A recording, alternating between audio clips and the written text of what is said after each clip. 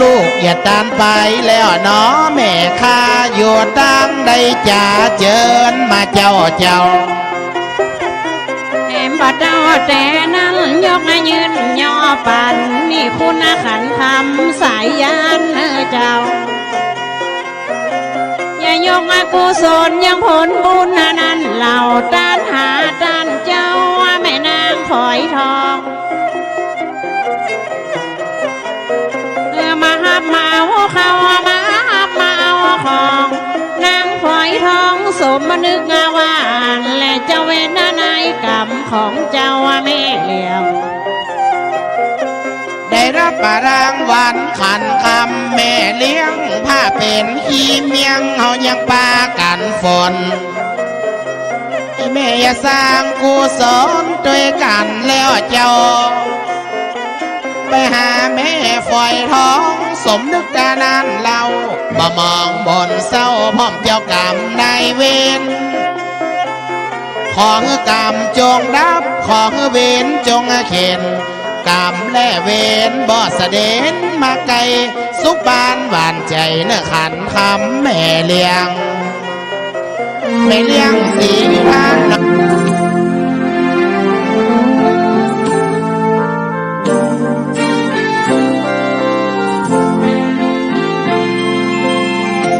เดินถิ่นดงธุระกันดารมีนามเรียกขานของสิทธิพระตถาคตผู้ออกเผยแผ่ธรรมะแก่ผู้ราชนมิให้มองมนปลดทุกข์ด้วยทางธรรมธรรมจาริกธรรมจาริกธรรมจาริกถึงอยู่กลางป่าหรือว่ายอดดอยท่านไม่เคยถอยเฝ้าคอยชี้นำให้ใช้ธรรมะขององค์พระพุทธธรรมให้ใจสุขล้ำน้อมนำทำกรรมดีธรรมจาริกธรรมจาริกธรรมจาริกเร่งพัฒนาการอยู่การกินให้มีชีวิตสุขสันต์เปรมปรีพบแสงสว่างส่องทางสร้างความดีให้มีความสุขความทุกข์หายไปธรรมจาริกธรรมจาริกธรรมจาริก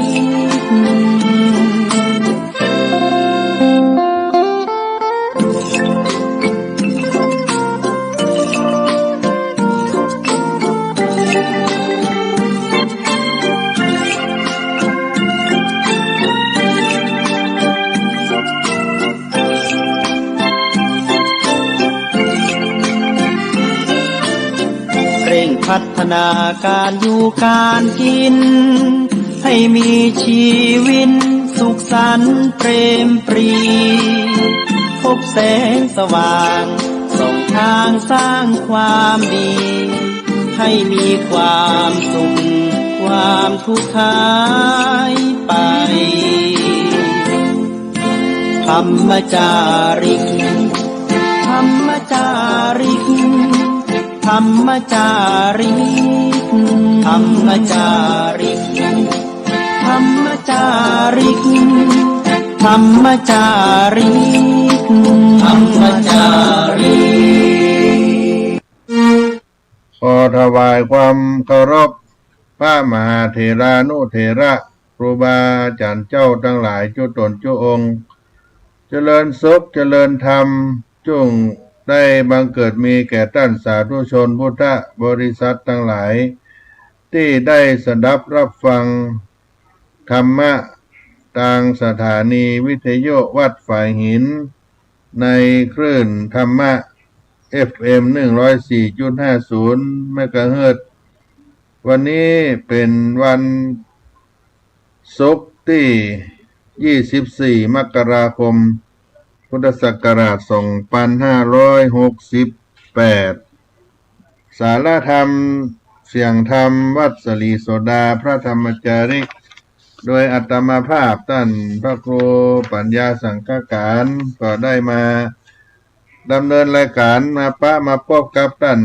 สาธุชนผู้ฟังทั้งหลายที่กำลังเปิดวิทยุหรือว่าเปิดYouTube เปิดทีวีออนไลน์ของวัดฝ่ายหินเฟซบุ๊กท่านอาจารย์พระครูสมุวิสุวัตวรกิจโจผู้อำนวยการสถานีวิทยุฟังกันอยู่ก็มาจากเสียงธรรมวัดสลีโสดาพระอารามหลวงตินดอยสุเทพ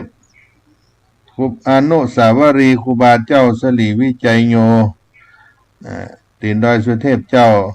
พระกันยามบ่ายวันนี้ก็เหลือแถม5-6 วันก็จะหมดเดือนแรกของปีพุทธศักราช2568ตรงนี้อากาศที่วัดสลีโสดาพระอารามหลวงก็ยังมีความเหน็บหนาวกันอยู่มีความหนาวเย็นกันก็ทำภาระหน้าที่ของพระธรรมจาริกพระภิกษุผู้สืบทอดอายุพระพุทธศาสนาช่วงนี้ญาติโยมทั้งหลายที่อยู่ตามอำเภอรอบนอกก็คงจะหนาวเหน็บเหมือนเดียวกันครับที่ตีนดอยสุเทพอนุสาวรีย์ครูบาเจ้าสลีวิจัยวัดสลีโสดาพระอารามหลวงเช่นกันทุกวันก็ได้รับธรรมะกันตลอด24 ชั่วโมงหมุนเวียนเปลี่ยนไปทั้งครูบาอาจารย์ที่เป็นฝ่ายสงฆ์และก็ฆราวาสญาติโยมเป็นนักปราชญ์เป็นบัณฑิตผู้รู้นำธรรมะเอามาปั่นมาฝากพี่น้องท่านทั้งหลายเป็นกู้จิตกู้ใจให้เกิดปัญญาและยังได้รับทราบข่าวสารความเคลื่อนไหวถึงทางโลกทางธรรมสถานีวิทยุแห่งนี้เป็นแม่ข่ายหลวงดำเนินการส่งสัญญาณไปในสถานีต่างๆอาจจะทั่วถึงไปทั่วภาคเหนือก็ได้นอกจากทีวีออนไลน์ไลฟ์สดแล้วที่ไปทั่วโลกแล้วก็ให้ความสุขกับพี่น้องท่านผู้ฟังอยู่ทุกเวลาสำหรับกิจกรรมวัดสลีโสดาพระอารามหลวงช่วงนี้ที่เคยได้ประชาสัมพันธ์ไปว่าจะมีการชุมนุมรวมคณะเผยแผ่ธรรมะบนยอดดอยก็คือคณะพระธรรมจาริกในโครงการพระธรรมจาริกจำนวน300 รูปจะเดินทางลงมาวัดสลีโสดาพระอารามหลวงจังหวัดเชียงใหม่เพื่อมาประชุมปฐมนิเทศการทำงานความเคลื่อนไหวต่างๆที่ขึ้นไปบนภูเขาไปอยู่กับพี่น้องราษฎรบนพื้นที่สูงพี่น้องชาวไทยภูเขาหรือพี่น้องชาวเขาทั่วภาคเหนือลงไปถึงภาคเหนือตอนล่างภาคกลางตอนบนไปถึงกาญจนบุรีกำแพงเพชรเพชรบูรณ์อุทัยธานีมาถึงสุโขทัยจังหวัดตากขึ้นมาแม่ฮ่องสอนเชียงใหม่ลำพูนลำปางพะเยาแพร่น่านมาถึงเชียงใหม่ซึ่งเป็นศูนย์รวมของการทำงานนักเผยแผ่พระพุทธศาสนาแก่ชาวไทยภูเขาหรือพี่น้องชาวเขาการประถมนิเทศคณะพระธรรมจาริก1 ปีก็มี1 ครั้งปีนี้การประชุมจะครบรอบปีที่60ของการตั้งโครงการพระธรรมจาริกมาซึ่งได้ตั้งมาเมื่อปี 2508ได้อาราธนาพระภิกษุสามเณรขึ้นไปในหมู่บ้านพี่น้องเจ้าเขาทั่วภาคเหนือนั้นเรียกว่าคณะพระธรรมจาริกคณะพระธรรมจาริกเข้าไปเพื่อให้ความสุขแก่พี่น้องชาวไทยภูเขาโดยเอาธรรมะไปสู่ให้พี่น้องเจ้าเขามีความสุขทางใจทางกายได้เป็นเจ้าพุทธรู้ธรรมได้มีศาสนาพุทธเป็นสรณะเป็นที่จังที่เปิ่งในชีวิตก็ดำเนินการมาเป็นเวลา60 ปีก็จะขออนุญาตได้แจ้งกำหนดการเพื่อเป็นการถวายการต้อนรับคณะสงฆ์พระธรรมจาริกที่อยู่บนภูเขาอยู่กับหมู่บ้านพี่น้องเจ้าเขาที่จะได้เดินทางมากำหนดการประชุมปฐมนิเทศพระธรรมจาริกปีที่60ณวัดสลีโสดาพระอารามหลวงตำบลสุเทพอำเภอเมืองจังหวัดเชียงใหม่ในระหว่างวันที่25ถึงวันที่28ก็จะมีคณะพระธรรมจาริกได้เดินทางลงมาที่วัดสลีโสดาพระอารามหลวงวันเสาร์ที่25เดือนมกราคมพุทธศักราช2567ตั้งแต่เวลา 8 นาฬิกาเป็นต้นไปคณะพระธรรมจาริกเดินทางมาถึงวัดสลีโสดาพระอารามหลวงรายงานตั๋วเข้าที่พักเวลา 11 นาฬิกาถวายพระทหารเพลเวลา 19 นาฬิกาถึง 21 นาฬิกาทำวัดสวดมนต์เจริญสมาธิภาวนาและปฏิบัติธรรมถวายบูชาเจ้าพระคุณสมเด็จพระพุทธชินวงศ์ปฐมประธานคณะพระธรรมจาริกวันอาทิตย์ที่26 มกราคมพุทธศักราช2567เวลา 5 นาฬิกาทำวัดสวดมนต์เจ้าเวลา 6 นาฬิกา30 นาทีตรวจสุขภาพประจำปี 11 นาฬิกาถวายพระทหารเพลเวลา 13 นาฬิกาถึง 16 นาฬิกาคณะพระธรรมจาริกเจ้าหน้าที่ศูนย์ราษฎรบนพื้นที่สูงร่วมออกจำหน่ายสินค้าแสดงนิทรรศการของพระธรรมจาริก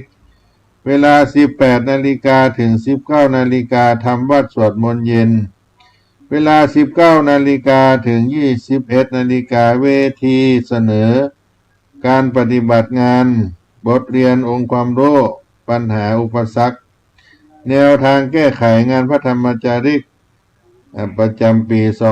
2567โดยคณะทีมวิชาการสำนักงานพระธรรมจาริกส่วนภูมิภาคและซักซ้อมทำความเข้าใจกับการเข้าร่วมประชุมวันจันทร์ที่ 27 มกราคม พุทธศักราช 2568 เวลา 5:00 ทำวัดเจ้า 7 นาฬิกาถวายพระทหารเช้า 8 นาฬิกาเจ้าคณะพระสังฆาธิการพระธรรมจาริกเจ้าหน้าที่ส่วนราชการพร้อมกันที่ห้องประชุมณศาลาเบญจสัตยายุศรีวิชัยนุสรณ์เวลา 8 นาฬิกา 30 นาทีพิธีเปิดประชุมปฐมนิเทศพระธรรมจาริกปีที่60โดยพระพรหมเสนาบดีเจ้าคณะภาค7ที่ปรึกษามหาเถรสมาคมจุดเทียนธูปบูชาพระรัตนตรัยนำคณะพระธรรมจาริกได้บูชาพระรัตนตรัยผู้แทน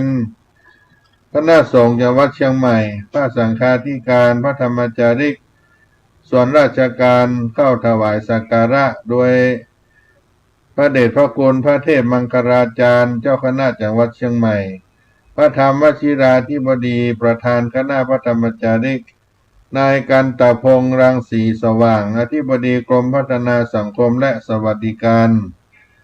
นายนิรัตน์พงษ์สิทธิถาวรผู้ว่าราชการจังหวัดเชียงใหม่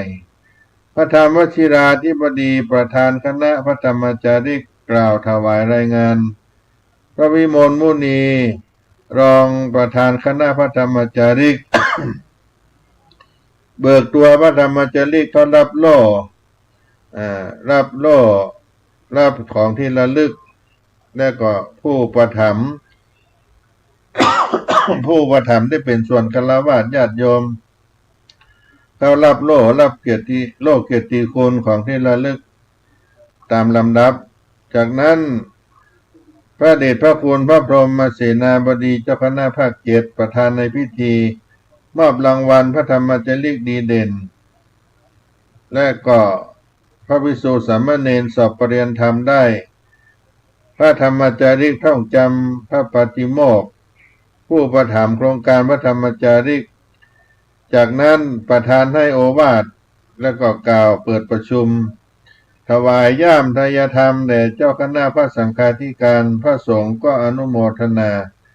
เวลา 10 นาฬิกาถึง 11 นาฬิกานายกันตพงษ์รังสีสว่างอธิบดีกรมพัฒนาสังคมและสวัสดิการได้บรรยายนโยบายกรมพัฒนาสังคมร่วมกับงานพระธรรมจาริก 11 นาฬิกาถึง 12 นาฬิกาถวายพระตาหารเพลเวลา 13 นาฬิกาถึง 15 นาฬิกาการบรรยายโดยเทคโนโลยีนวัตกรรมปัญญาประดิษฐ์กับงานพระธรรมจาริกโดยพระอุดมบัณฑิตรองประธานคณะพระธรรมจาริกและคณะเวลา 15 นาฬิกา 30 นาทีถึง 16 นาฬิกา 30 นาทีบรรยายพิเศษระเบียบข้อปฏิบัติการขอยกอาสมพระธรรมจาริกเป็นวัดและขอให้ใช้ที่ดินในการสร้างวัดโดยนายอินทพรจันเอี่ยมผู้อำนวยการสำนักงานพระพุทธศาสนาแห่งชาติเวลา 18 นาฬิกาถึง 19 นาฬิกาทำวัดสวดมนต์เย็นเวลา 19 นาฬิกาถึง 21 นาฬิกาปาฐกถาพิเศษ6 ทศวรรษงานพระธรรมจาริกสู่แผ่นดินโดยศาสตราจารย์ดร.พระพรหมบัณฑิตกรรมการมหาเถรสมาคมเจ้าวาดวัดประยูรวงศาวาสวรวิหารจากนั้นพระธรรมจาริกก็เข้าที่พักผ่อนในเวลา 3 ทุ่มวันต่อมาวันสุดท้ายของงานวันอังคารที่28 มกราคมพุทธศักราช 2568 ภาคเช้าก็ทำวัดสวดมนต์ในเวลา 5:00 8 นาฬิกาลงทะเบียนเข้าประชุมเวลา 8 นาฬิกาถึง 10 นาฬิกาได้รับนโยบายจากประธานคณะพระธรรมจาริกโดยพระเดชพระคุณพระธรรมวชิราธิบดีเวลา 10 นาฬิกาถึง 11 นาฬิกาได้พบปะคณะผู้บริหารโรงเรียนสมเด็จพระพุทธชินวงศ์วัดวิเวกวนารามและพระเดชพระคุณหลวงปู่พระธรรมวชิราโกศลผู้อำนวยการสำนักงานพระธรรมจาริกส่วนภูมิภาคเป็นผู้ได้มาให้โอวาทกล่าวปิดประชุมและก็ถวายพระตาหารเพลจากนั้นเวลา 12 นาฬิกาถึงบ่ายโมงก็จะได้มีการมอบเวชภัณฑ์เครื่องสมณะบริขารอุปโภคบริโภคให้แก่พระธรรมจาริกก็เดินทางกลับอาสมพระธรรมจาริกโดยสวัสดิภาพก็เป็นงานที่ใหญ่ประจำปีของคณะพระธรรมจาริกผู้เผยแผ่งานพระพุทธศาสนาจะได้ลงมารับนโยบายปฐมนิเทศปัจฉิมนิเทศงานที่วัดสลีโสดาพระอารามหลวงเป็นปีที่ 60ของการดำเนินงานเผยแผ่พระพุทธศาสนาแก่พี่น้องชาวไทยภูเขาก็เป็นกำหนดการถวายการต้อนรับพระธรรมจาริกขณะนี้บางรูปบางท่านก็เดินทางมาถึงที่วัดศรีโสดาพระอารามหลวงที่ไกลก็จะทยอยกันมาก่อน แล้วก็จะมาพร้อมกันในวันพรุ่งนี้เพราะฉะนั้นขอต้อนรับคณะพระธรรมจารีกผู้เผยแผ่งานพระพุทธศาสนาทุกท่านเข้าสู่วัดสลีโสดาพระอารามหลวงเป็นสำนักที่ได้มีการถวายงานต้อนรับ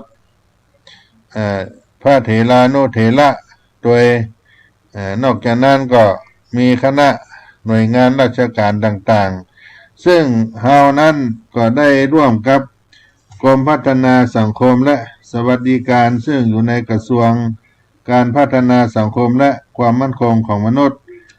ตลอดถึงเจ้าคณะพระสังฆาธิการต่างๆก็จะได้เดินทางมาร่วมงานกับคณะพระธรรมจารีกก็ประชาสัมพันธ์ให้ได้รับทราบกันในต้นรายการนี้ก่อนเนาะ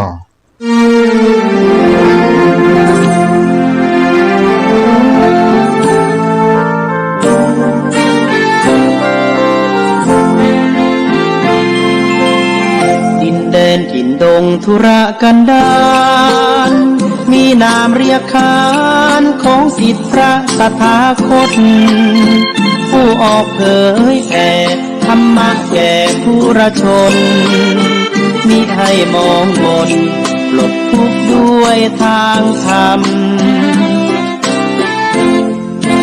ธรรมจาริกธรรมจาริกธรรมจาริก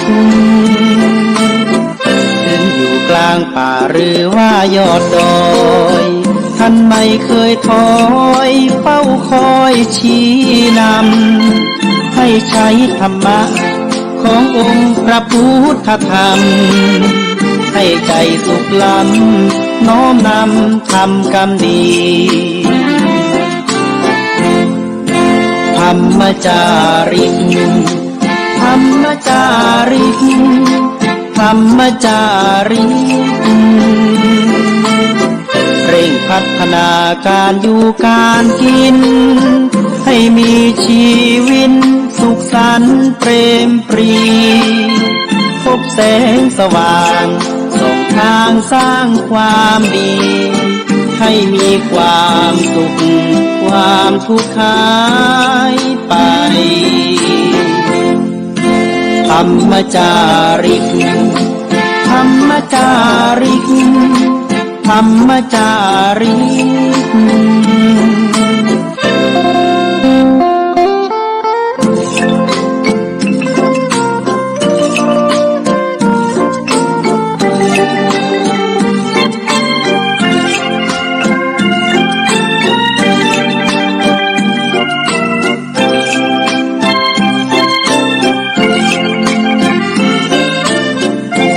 พัฒนาการอยู่การกินให้มีชีวิตสุขสันต์เปรมปรีพบแสงสว่างส่องทางสร้างความดีให้มีความสุขความทุกข์หายไปธรรมจาริกธรรมจาริกธรรมจาริกธรรมจาริกธรรมจาริกธรรมจาริกธรรมจาริก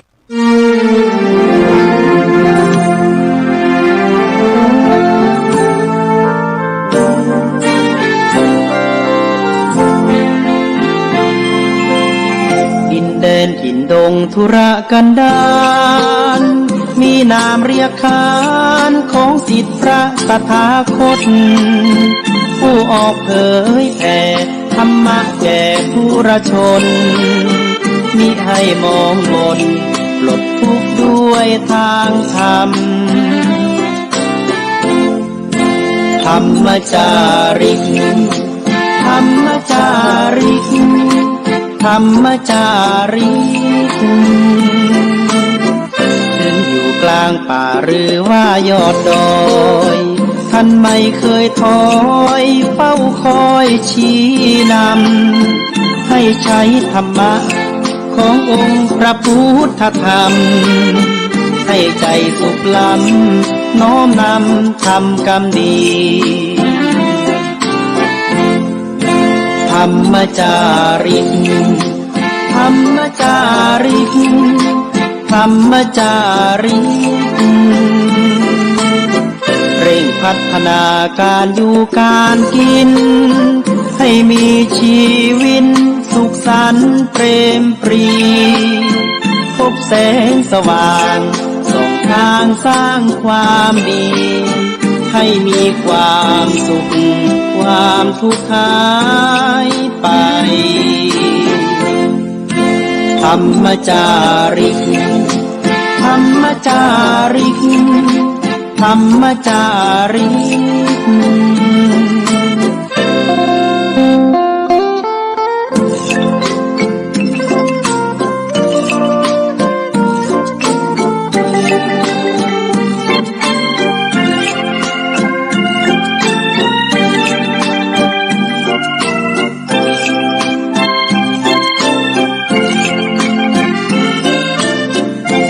พัฒนาการอยู่การกินให้มีชีวิตสุขสันต์เปรมปรีพบแสงสว่างส่องทางสร้างความดีให้มีความสุขความทุกข์หายไปธรรมจาริกธรรมจาริกธรรมจาริกธรรมจาริกธรรมจาริก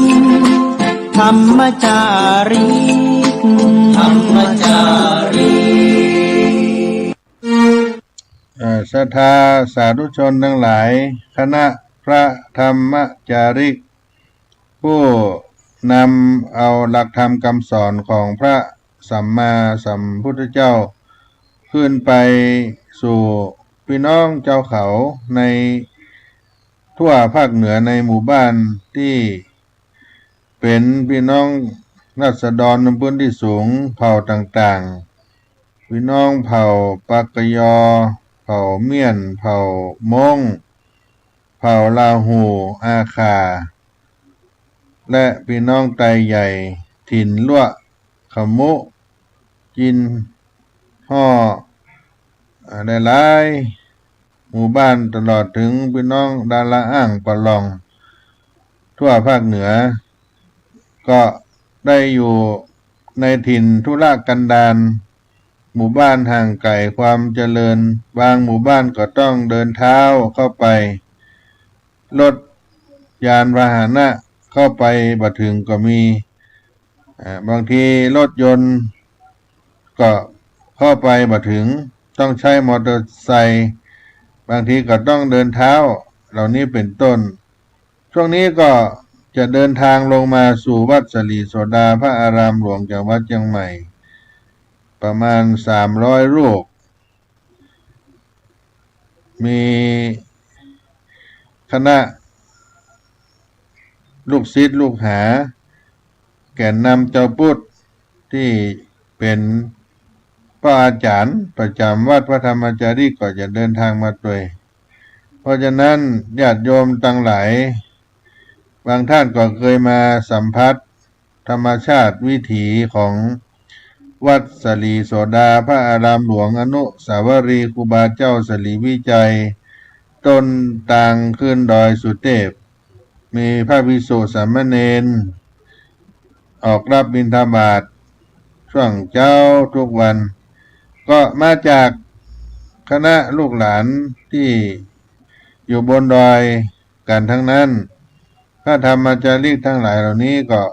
ไปเป็นเจ้าอาวาสประจำบนเขาบนดอยให้กำลังใจเอาธรรมะเอาไปให้กับพี่น้องบนดอยเพิ่นลงมาแล้วถ้าหากญาติโยมมีโอกาสจะถวายภัตตาหารเจ้าภัตตาหารเพลน้ำดื่มน้ำปานะช่วงภาคค่ำตอนเย็นระหว่างวันที่25ถึงวันที่28ก็มากินมาทานกันได้เนอะได้บอกบุญให้กับญาติโยมทั้งหลายเมื่อมีนัก ก็เอามาต่อกำลังทรัพย์กำลังศรัทธาที่จะเสาะจะหาได้ มีนักก็เอามาเผื่อมาปันกับพี่น้องเจ้าข่าวตัวนอกจากจะเป็นภัตตาหารโรงทานอาหารต่างๆแล้วหากว่าญาติโยมท่านใดมีผ้าห่มกันหนาวหมวกกันหนาวและถุงเท้าถุงมือ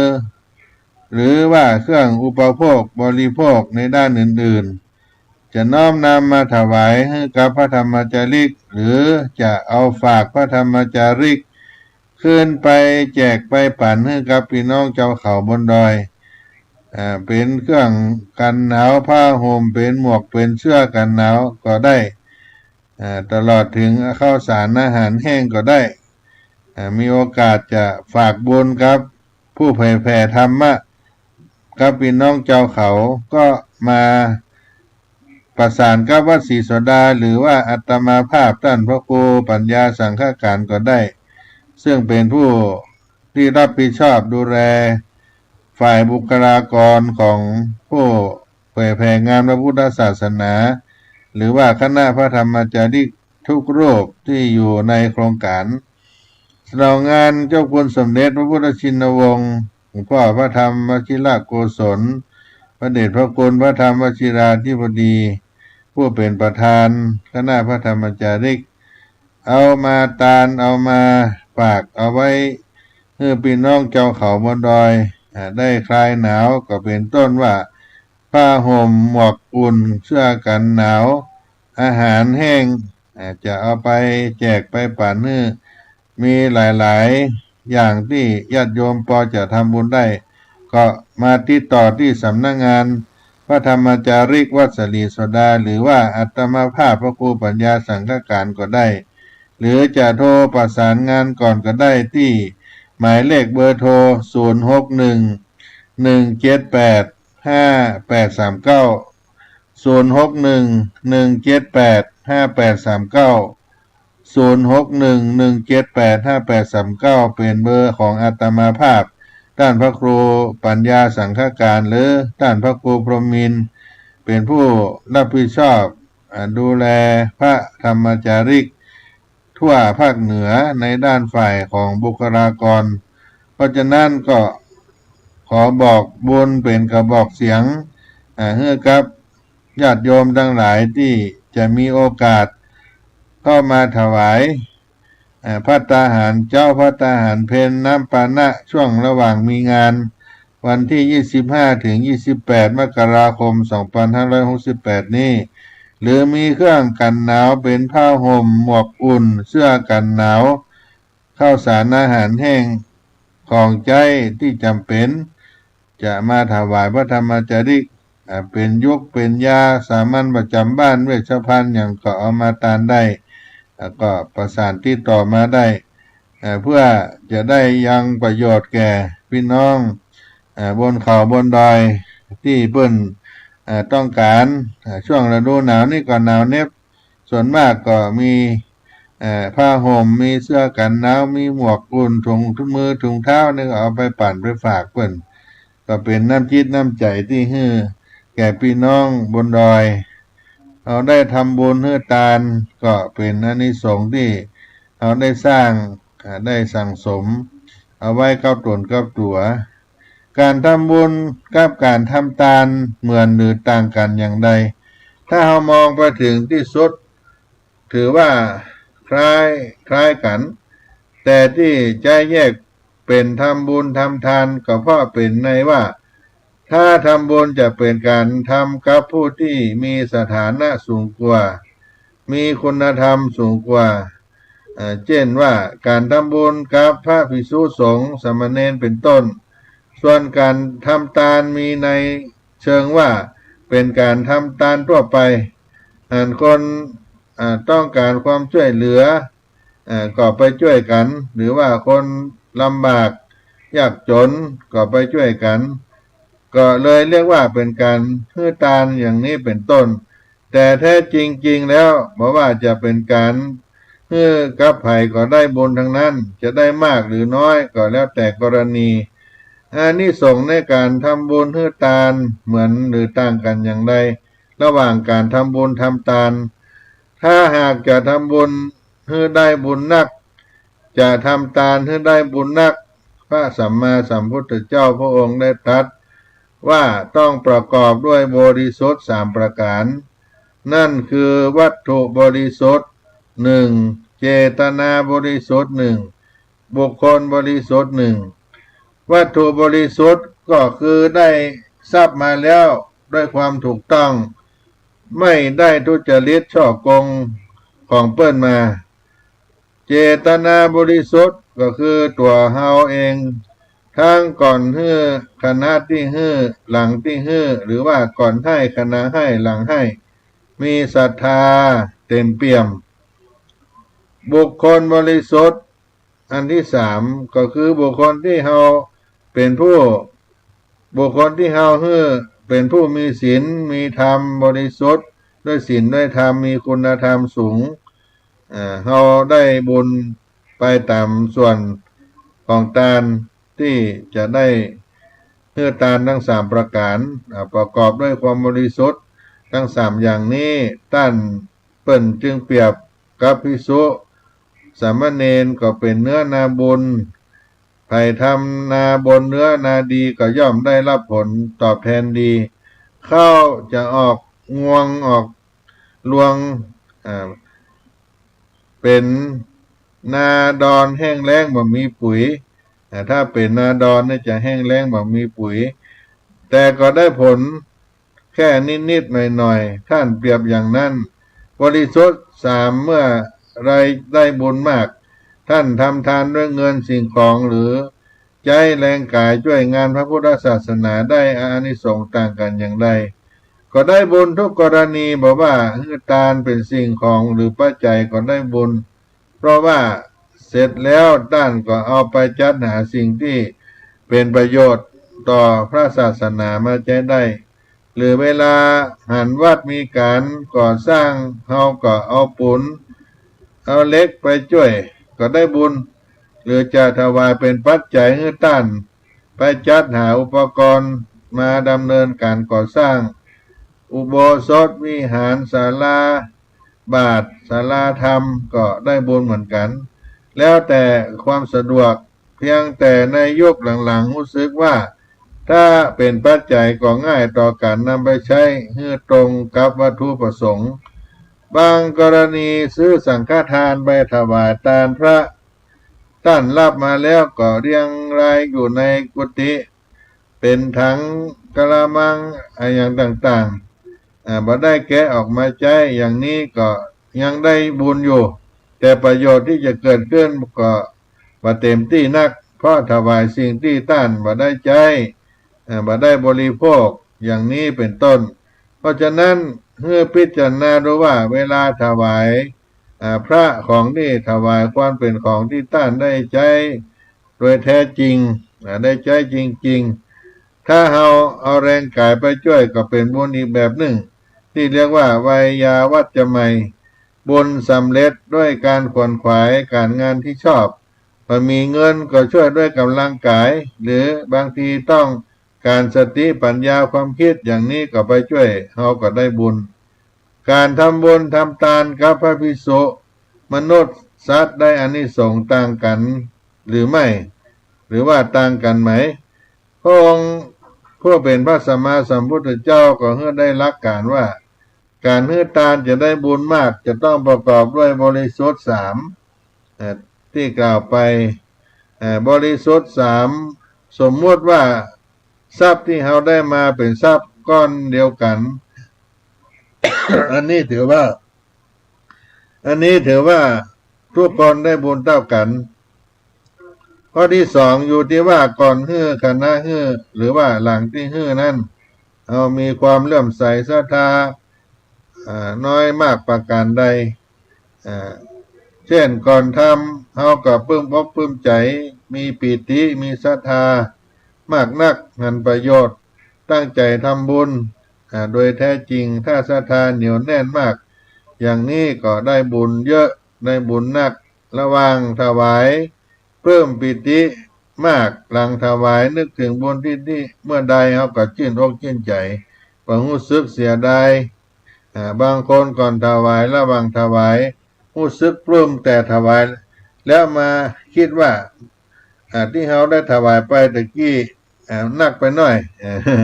นักไปหน่อย ถ้าถวายน้อยลงสักครึ่งหนึ่งเขาก็จะมีเงินเหลือมากขึ้นคิดอย่างนี้ต่อไปพอบุญส่งผลจะทำให้รวยแต่รวยแล้วจะเกิดความตนีประหยัดใจทรัพย์เป็นเศรษฐีแต่ว่าต้องใส่เสื้อพูดขาดหรือเวลาซื้อผลไม้ก็ต้องซื้อแบบที่มันบดีเน่าเกิงดีเกิงอย่างนี้เป็นต้นเวลากินก็ต้องไปลักกินมาเพื่อภัยหันกว่าเพื่อนจะมาขอก็คือมีทรัพย์แต่ว่าใจทรัพย์ได้บ่เต็มที่เพราะความเสียดายอีกหนึ่งข้อคือข้อ3ผู้รับเป็นผู้มีคุณธรรมมากเพียงใดถ้ามีคุณธรรมมากเวลาผู้รับนำสิ่งที่เราถวายไปบริโภคใจสอยแล้วเอาเรี่ยวแรงกำลังที่เกิดขึ้นไปทำความดีเขาก็ได้บุญมากไปตามส่วนตัวตัดสินมันจะอยู่ตรงนี้ด้วยความบริสุทธิ์3อย่างนี้ท่านตั้งหลายก็คงเคยทำแล้วก็ให้เขามีของที่บริสุทธิ์มีเจตนาที่บริสุทธิ์คนที่รับก็เป็นผู้มีความบริสุทธิ์ตอนนี้เป็นต้นถ้าเขาให้ทานด้วยเงินสิ่งของหรือใจแรงกายงานพุทธศาสนาที่ได้กล่าวไปก็จะมีจะได้บุญทุกกรณีมาให้ทานสิ่งของปัจจัยก็ได้บุญเพราะว่าเสร็จแล้วท่านก็เอาไปซื้อไปหาที่สิ่งที่เป็นประโยชน์ต่อพระพุทธศาสนาที่เฮาทานด้วยเงินสิ่งของเครื่องใจเอาแรงกายช่วยงานศาสนาเวลาวัดวาอารามมีการมีงานเฮาก็เอาไปทำบุญจะเป็นปัจจัยอุปกรณ์สร้างอุโบสถวิหารศาลาก็ได้บุญแต่แล้วแต่ความสะดวกเพียงแต่ในยุคหลังๆนี่ถ้าเป็นปัจจัยมันก็จะง่ายขึ้นตอนนี้เป็นต้นดังนั้นถ้าเราได้มีโอกาสได้ให้ทานศรัทธาญาติโยมก็ระลึกถึงพระพุทธศาสนาเป็นหลักเพื่อจะได้เกื้อกูลประโยชน์ต่อพระสงฆ์เป็นผู้สืบทอดอายุพระพุทธศาสนาเป็นผู้ฟังธรรมะปฏิบัติตามคำสอนแล้วก็มาสอนให้คนทั้งหลายได้ประพฤติดีปฏิบัติชอบเหล่านี้เป็นต้นบุญกุศลก็จะติดตามเข้าไปบ่มีวันที่สิ้นสุดไปจนถึงสัมปรายภพในภายภาคหน้าเพราะฉะนั้นวันนี้ก็มาได้บอกบุญกับศรัทธาญาติโยมทั้งหลายมีโอกาสมีเวลาจะมาทานพระตาหารเจ้าพระตาหารเพลน้ำปานะลงทานต้อนรับพี่น้องเจ้าเขาระหว่างวันที่25ถึง28มกราคม2568นี้และส่วนสาธารณะสงเคราะห์ใครจะมีผ้าห่มมีเครื่องกันหนาวมีของทานในด้านอื่นๆจะมาร่วมหอมทานกับคณะพระธรรมจารีก็เอามาได้เนอะมาทานได้เพราะว่าพระธรรมจารีจะอยู่นี่ระหว่างวันที่25ถึง28เพราะฉะนั้นการได้มาปฐมนิเทศมารับนโยบายงานนี้ก็เพื่อว่าจะได้มารวมตัวกันเพื่อมีวิธีการงานเผยแผ่พระพุทธศาสนาในด้านใหม่ๆเพื่อจะได้เข้าไปสู่บนเขาบนดอยอาตมาภาพในนามของคณะพระธรรมจาริกคณะสงฆ์วัดสลีโสดาพระอารามหลวงในนามของวัดเบญจมาบพิตรดุสิตวนารามเป็นศูนย์กลางในการเผยแผ่งานในด้านผู้บริหารก็ขออนุโมทนากับญาติโยมสาธุชนที่ได้รับฟังอยู่หากมีโอกาสได้มาสร้างบุญร่วมบุญกับวัดสลีโสดาพระอารามหลวงก็ขอน้อมเชิญได้มาสร้างบุญสร้างบารมีด้วยกันครับพระเดชพระคุณหลวงปู่พระธรรมวชิรโกศลซึ่งเป็นประมุขสงฆ์ที่นี่ เมื่อตาลแล้วก็จะมีอายุมั่นยืนยาวมีวันนะผิวพรรณวันนะเป็นที่ชอบใจแก่คนทั้งหลายแล้วก็มีความสุขทั้งกายทั้งใจมีพละกำลังมีปัญญาปฏิภาณลักแหลม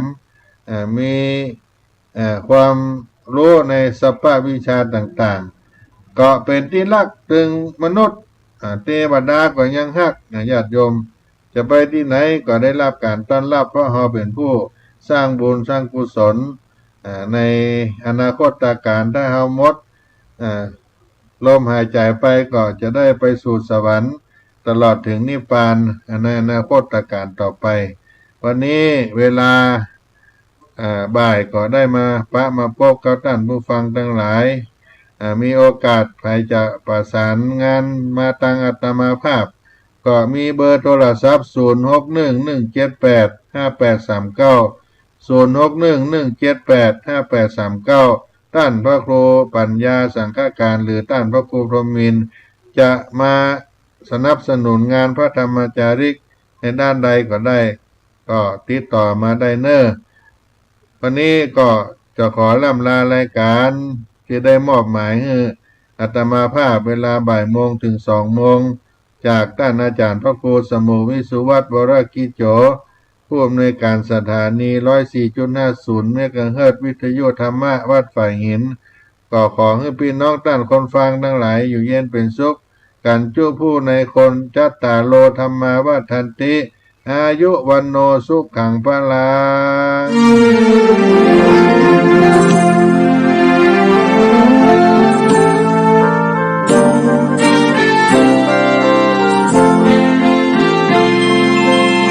ดินแดนถิ่นดงธุรกันดารมีนามเรียกขานของสิทธิพระตถาคตผู้ออกเผยแผ่ธรรมะแก่ทุรชนมิให้มองมนปลดทุกข์ด้วยทางธรรมธรรมจาริกธรรมจาริกธรรมจาริกขึ้นอยู่กลางป่าหรือว่ายอดดอยท่านไม่เคยถอยเฝ้าคอยชี้นำให้ใช้ธรรมะขององค์พระพุทธธรรมให้ใจสุขล้ำน้อมนำทำกรรมดีธรรมจาริกธรรมจาริกธรรมจาริกเร่งพัฒนาการอยู่การกินให้มีชีวิตสุขสันต์เปรมปรีพบแสงสว่างส่องทางสร้างความดีให้มีความสุขความทุกข์หายไปธรรมจาริกธรรมจาริกธรรมจาริก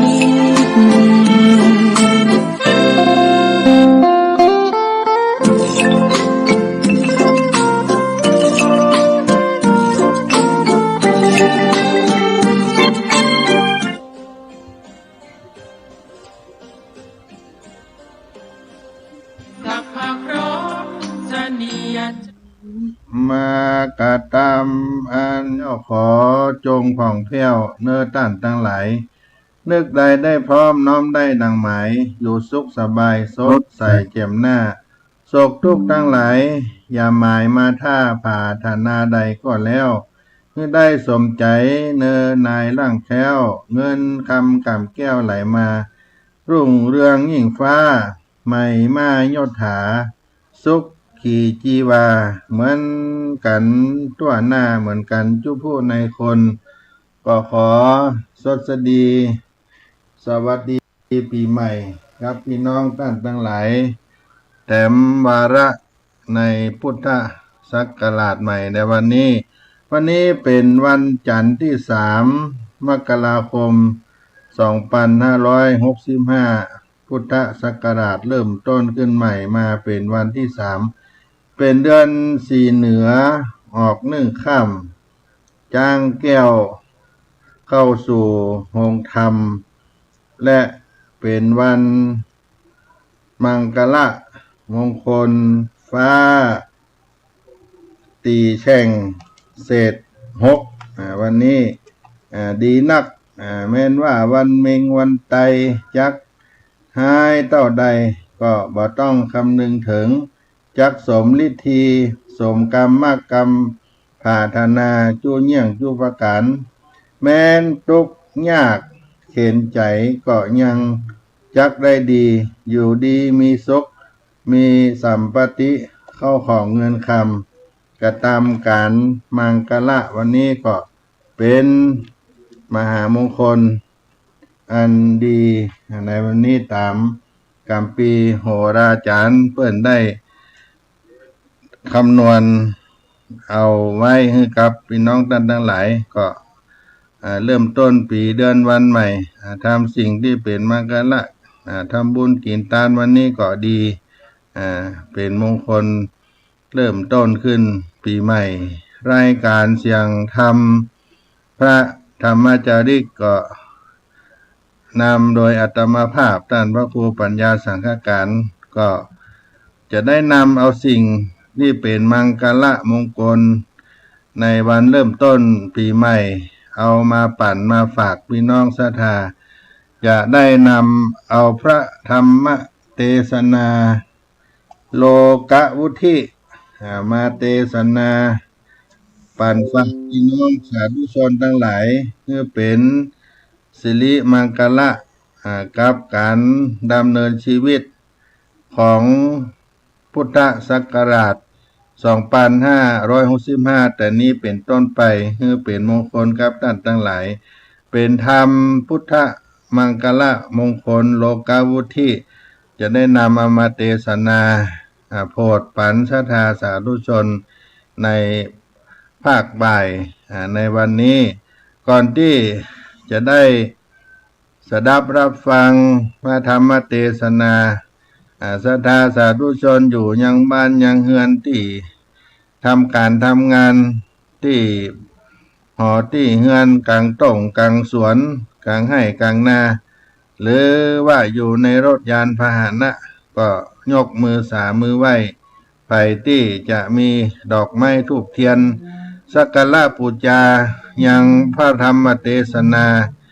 โลกาวุฒิอันเป็นมังกละมงคลในวันเริ่มต้นขึ้นปีใหม่ก็เกียมเอาไว้บูชาพระธรรมเทศนาเป็นคำสอนขององค์สมเด็จพระสัมมาสัมพุทธเจ้าที่นักปราชญ์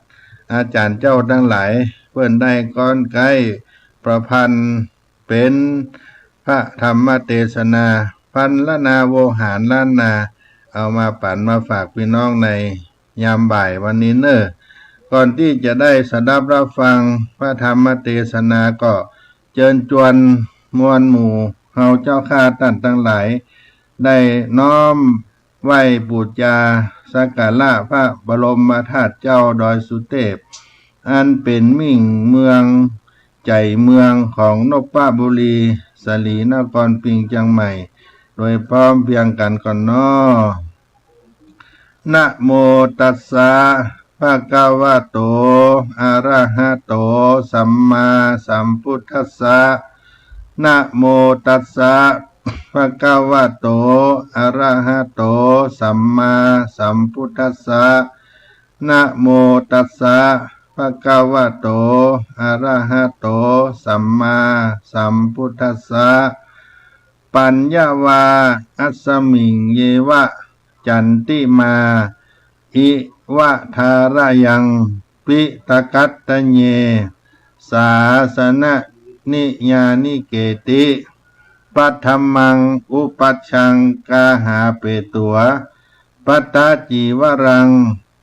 ยังจาตังสังฆมัชเชพุทธาสุวหะโมกขะปะธรรมะวรังอะปาญะนิวารนังอรหังสักกะโสปานังโส สุวรรณเจติยังเกสาวระมัทธลุงกังวะลัญญธาตุงสุเตวะนามกังนะระเตเวหิสัพพปูจิตังอะหังวันตามิสัพพตาต่อไปนอบน้อมขับไว้ปูจายังครูบาเจ้าสลีวิจัยญาจนะตนบุญอุ่นเมืองแผ่นดินล้านนาไทยโดยพร้อมเพียงกันเนออัญญังวุจติสิริวิจัยโยนามะมหาเถโลอุตตมะสีโลนะระเตเวหิปูจิโตโสระโหปัจจญาตินังมหาลาภาภวันตุเมอหังวันตามิสัพพตาอหังวันตามิศิราสาอหังวันตามิสัพพโสสิริวิจัยญาจนะจะมหาเถโลสัพพลาโภนิรันตรังตะมหังสังฆังศิลาสานะมามิ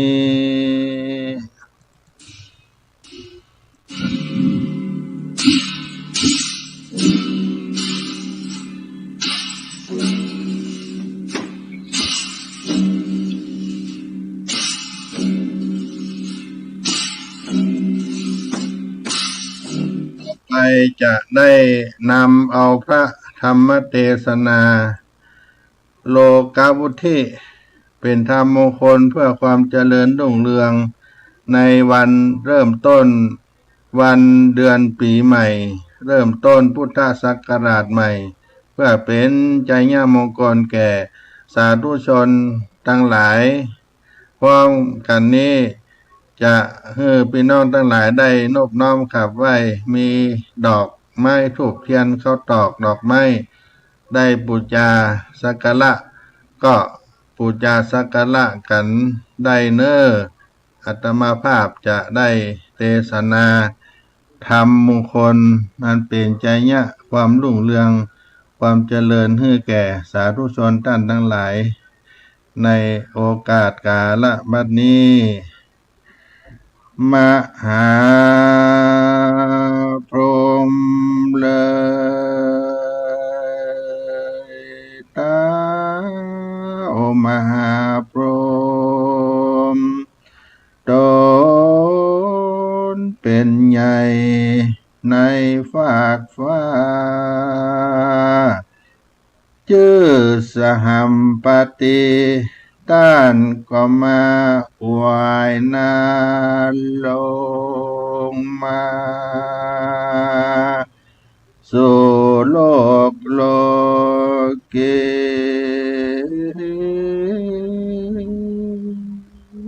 มากระทำอัญจุลีขับไว้แด่พระสัทธาแก่นไทยยอดใหญ่ยานว่าสัตว์ในโลกสงสารลุ่มไตอันใดอบรมกุศลไว้ก็หากยังมีก็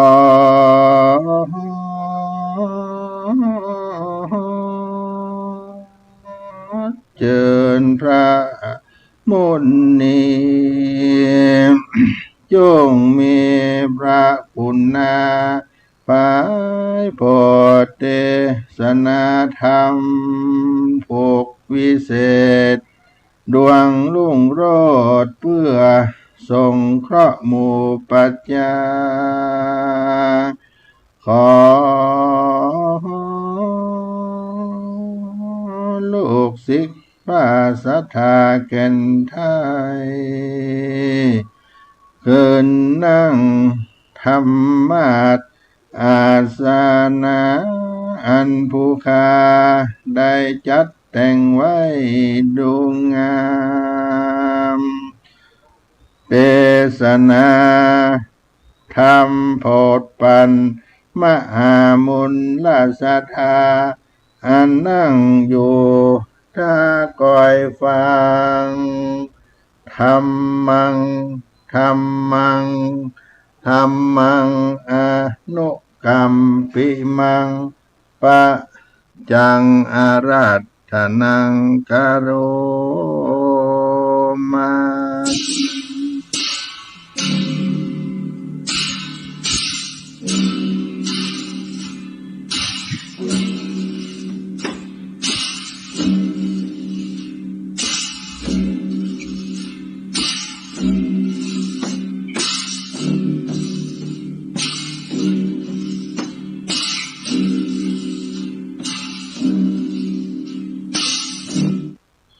นะโมตัสสะ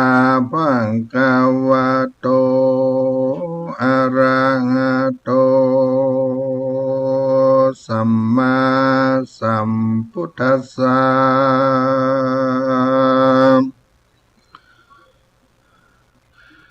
พุทโธเสโธติโลกัสสมิงสัพพะสัตตาหิตังสังสาราปันธนังสิโนอาหังวันตามิสัมปัตตาพุทโธว่าพระพุทธเจ้าเสโธตนพระเสติโลกันสามิงกว่าโลกตั้งสามการโรติก็กระทำหิตังเป็นปัญโยจันนาสัพพะสัตตานังแก่สัตตโลกตั้งมวลสังสาราปันธนังสิโนอันติดอยู่ในโลกสงสารมักว่าเป็นดังเชือกผูกไว้บ่รู้ใดถึงนิพพานเต้ามีแต่สัมปัญโยพระพุทธเจ้าหากได้มั่งเสียยังเชือกเล็กอันมัดไว้นั่นแหละอาหังอันว่าข้าวันตามิก็นบน้อมขับไว้พุทธังยังพระพุทธเจ้าศิลสาโดยหัวแห่งคาสัพพตาในกาละจุเมื่อแลเยจันนาอันว่าคนต่างหลายฝูงใดก็ดีแม้นว่าสมณะพราหมณ์ตนใดตนหนึ่งก็ดีและได้เอาพระพุทธเจ้าเป็นที่จังตีเปิ้งด้วยบทว่าพุทโธเสทโธสุมาโนกาหัตโธส่วนอันว่ากาหัตและนักบวชต่างหลายฝูงนั้นก็จังได้พ้นจากทุกข์โทษต่างหลายในปัจจุบันนะหันตอนนาตันตาและอนาคตะไปนาจันแลธัมโมมหาโครัตนาติโลเกสังสารันโตปิตาราญิสาราตวาธัมโมอันว่าพระสัทธรรมเจ้าอันใด84,000 ขันธ์สวากาโตอันว่าพระพุทธเจ้าเทศนาไว้ดีนักมหาเมโครัตนาหากเป็นแก้วดวงฟ้าเสดยิ่งนักอันนำเอายังสัตตโลกตั้งมวลพ้นและถึงฝั่งสมุทรสากรกำนาคือเวียงแก้วเนรปานอันบ่รู้เท่ารู้ตายนั่นแล โยปุกาโลอันว่าปุกาลาผู้ใดมีใจใส่ศรัทธาเอาพระสัทธรรมเจ้าโดยบทว่ามหาเมโครัตโนติโลเกสังสารันโตปิวาลยังสัมปะสัตตนาวาอัปปามัตตังปันนามามิธัมมัง อาหังอันว่าคาวันตามิศิลาสาสปตาดังนี้ไปใจก็จักพ้นจากกังวลอนตรายตั้งแต่ปัจจุบันนะอันนี้และอนาคตะไปนาทลาบต่อเต้าถึงนิพพานเจ้าแต่ดีลิบอยาจาเลนาสังโฆวิสุทโธวลาตาคินโยสันเตนตะลิโยสัปปะมาลาปาหิโน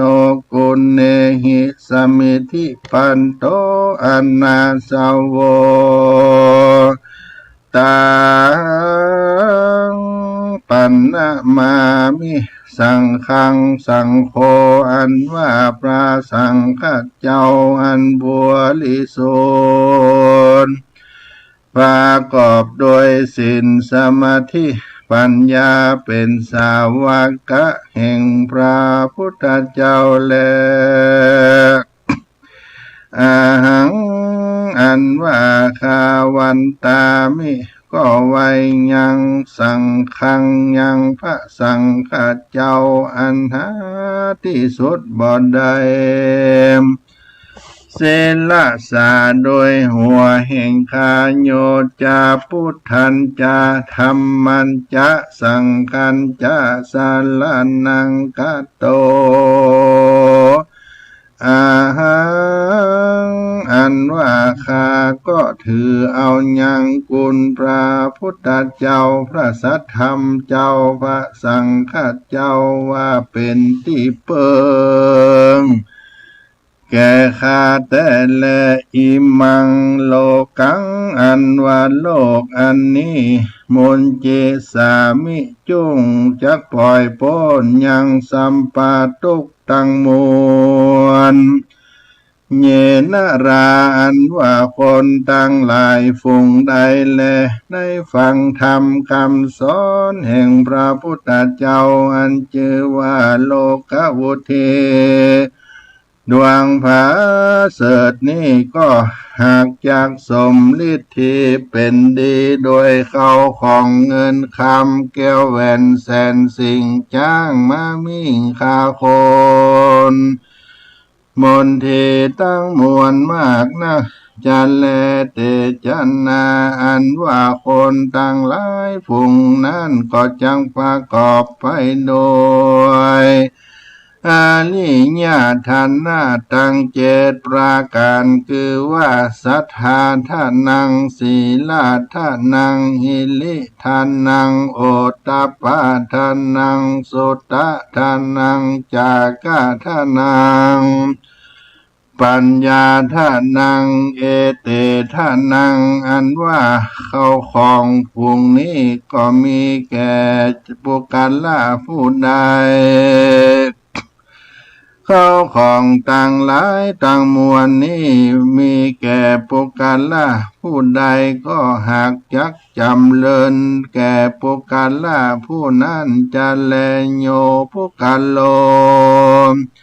อันว่าปุกาลาผู้ใดได้ฟังธรรมอันชื่อว่าโลกาวุธิเจ้าดวงผาเสดนี้ก็บ่หอนจังมีอายุมินสารสร้างภาวะจาจันแลโยปุกาโลหันว่าปุกาลาผู้ใดมีใจ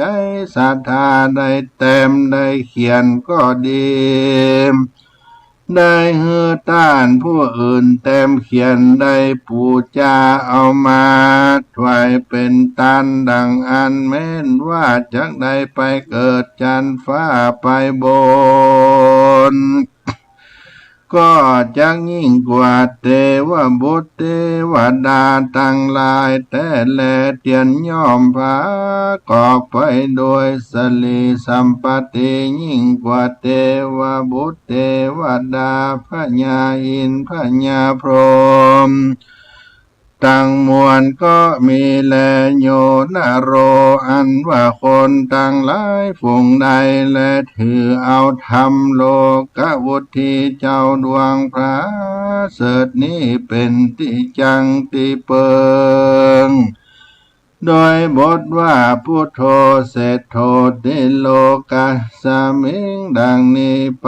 จุข้ามเจ้าเอาเป็นกรรมฐานคนผู้นั้นก็จางบ่ได้เป็นคาต้านสังภาวะญาติจังได้เป็นเจ้าแก่ต้านจุภาวะญาติหิโดยมีแต่แลก็จางพระก่อไปโด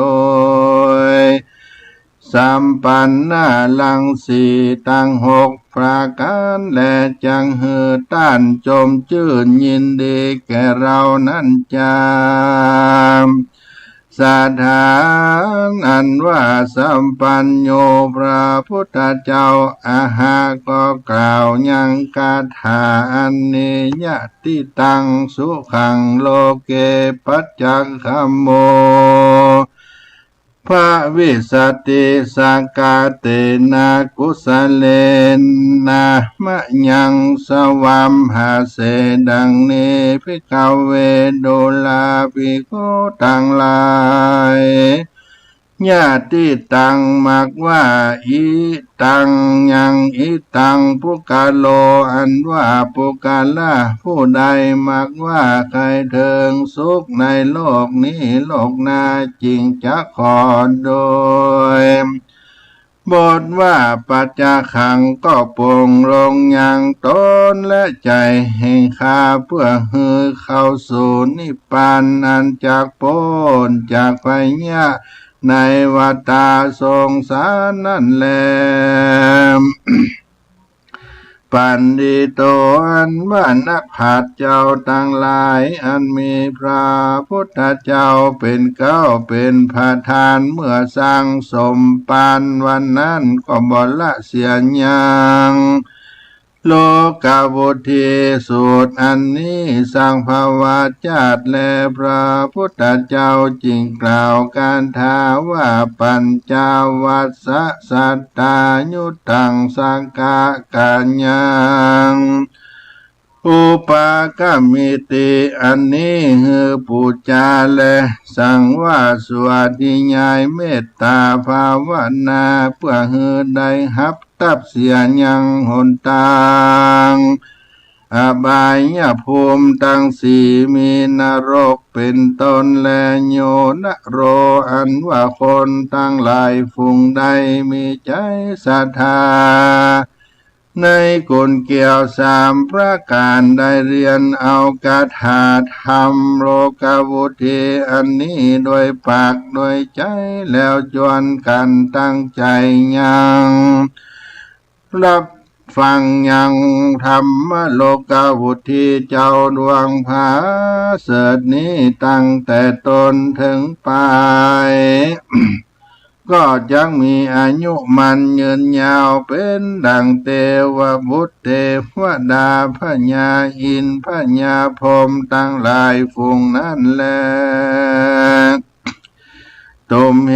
พระวันตาตั้นต่างหลายกันว่าหอมยับเข้าของเงินคำสัมปติบอกเกินมักป้อยว่าชิบหายเป็นอนตรายต่างๆนานาจุงจักจวนกันตั้งโสตภาษาฟังธรรมโลกวุธีดวงอันพระเสริฐนี้โดยใจอันอ่อนน้อมนบคบยามก็จักได้พ้นเสียยังพยะกังวลอนตรายตั้งมวลและหายจากโลกาเปียที่ตั้งมวล แม้นว่าจักลี่ล้อมเขาของเงินคำสัมปติก็จักมั่งมูลต้นเต้าได้อยู่ดีมีสุขคำโจวลาพุทธศาสนาไปใจตั้งแต่ปัจจุบันชาตินี้ตลาบต่อเต้ามหาเนลปานเจริญ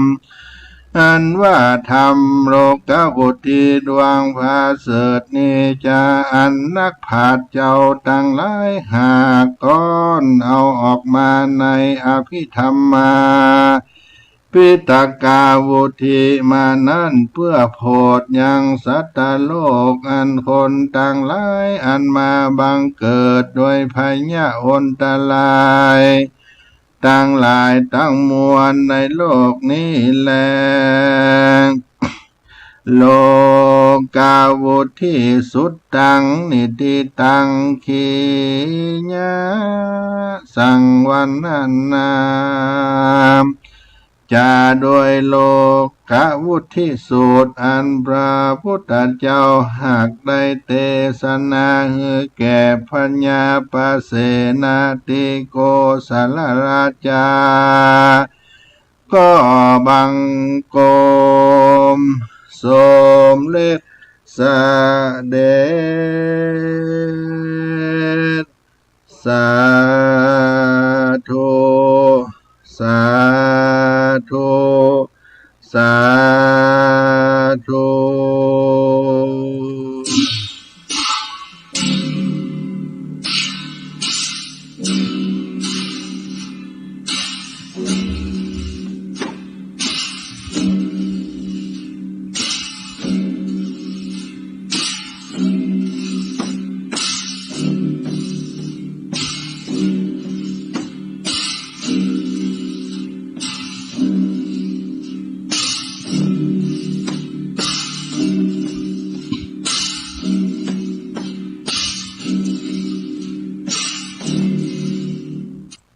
ท่านมหามุลศรัทธา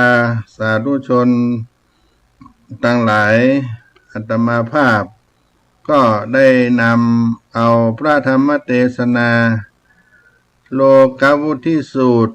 อันเป็นธรรมมังคลกถามาเทศนาภายโพธิ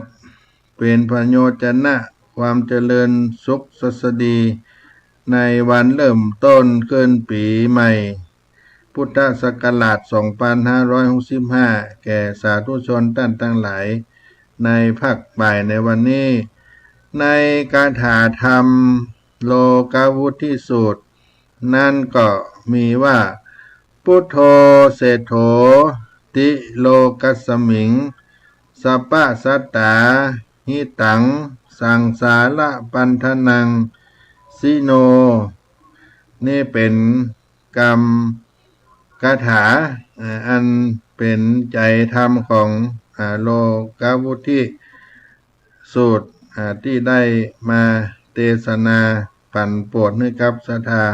พ่อแม่พี่น้องทั้งหลายพุทโธเศรษโธติโลกัสสมิงสัพพะสัตตาหิตังสังสาระปันธนังสิโนอันเป็นคาถาบทเก้าได้นบน้อมขับไว้ยังพระติถลายรัตนะแก้วเจ้าทั้งสามประการพุทโธอันว่าพระพุทธเจ้าเศรษโธตนประเสริฐติโลกัสสมิงประเสริฐกว่าโลกทั้งสามกโรติก็กตำหิตังเป็นพระโยชนะสัพพะสัตตานังแก่สัตว์โลกทั้งมวลสังสาระปันธนังสิโนอันติดอยู่ในโลกสงสารมักว่าเป็นดั่งเชือกผูกไว้บรรลุได้ถึงนิพพานเต้ามีแต่สัพพัญญูพระพุทธเจ้าหากได้มั่งเสียยังเชือกเล็กอันมัดไว้นั่นแหละผู้ข้าทั้งหลายก็นบน้อมขับไว้ยังพระพุทธเจ้าพระธรรมเจ้าพระสังฆเจ้าในกาลทุกเมื่อนี่ก็เป็นใจธรรมของโลกวุธิสูตรมีคาถาในบทนี้ในคาถาธรรมนี้บทที่สองก็พุทโธเศรษโธสุมโน ข้าหัดโถอันว่าข้าหัดนักบวชทั้งหลายฝูงนั้นก็จักได้พ้นจากโรคโทษทั้งมวลได้หันต่อหน้าตันตาตั้งแต่ปัจจุบันนี้ไปถึงอนาคตะไปหน้าถ้าเราได้ นอบน้อมขับไว้ด้วยคาถาธรรมอันเป็นมังกละในพระธรรมเทศนาทั้งหมดนี้ก็จักจำเริญไปด้วยแก้วแหวนแสนสิ่งจ้างมามิ่งตั้งมวลข้าคนมนถีและก็เจริญไปด้วยอริยะทรัพย์ทั้งเจ็ดประการก็คือศรัทธาทานังศีลทานังหิริทานังโอตตัปปะทานังสุตะทานังจาคะทานังปัญญาทานังตั้งเจ็ดประการเอเตทานังเข้าของทั้งหลายฝูงนี้ก็มีแก่ปุกละผู้ได้จำเริญได้นอบน้อมขับไปยังคุณพระแก้วเจ้าทั้งสามประการก็ประกอบไปด้วยสัมปติเข้าของสัพพะเยี่ยงจุอันเตบวุตเตบดาอินตาพรมก็ปกปักรักษาด้วยธรรมโลกาวุธิสูตรเจ้าดวงประเสริฐนี้พุทโธเศรษโธติโลกัสสมิงก็ล่ำเปิงไปจุข้ามเจ้าเอาเป็นกรรมฐานพุทโธเศรษโธติโลกัสสมิงสัพพะสตาหิตังสังสาระปันธนังสิโนก็เอาเป็นกรรมฐานไปใจพุทโธเศรษโธติโลกัสสมิงก็เอาไว้เป็นหัวใจโลกาวุธิสูตรให้แก่พี่น้องศรัทธาสาธุชนทั้งหลายในธรรมนี้ก็กล่าวว่าโยนะโลปุกละผู้ใดได้จำเริญเคารพครบยำพระแก้วเจ้าทั้งสามได้ฟังธรรมโลกาวุธิสูตรนี้ก็มีอายุมั่นยืนยาวเป็นดังเทวบุตรเทวดาอินตาพรหมตั้งมวลในฝูงนั้นทั้งหลายฝูงนั้นและก็จะได้ลิลอมเข้าของเงินคำสัมปติได้การกลุ่งรุ่งเรืองพ้นจากความชิบหายอันตรายต่างๆนานา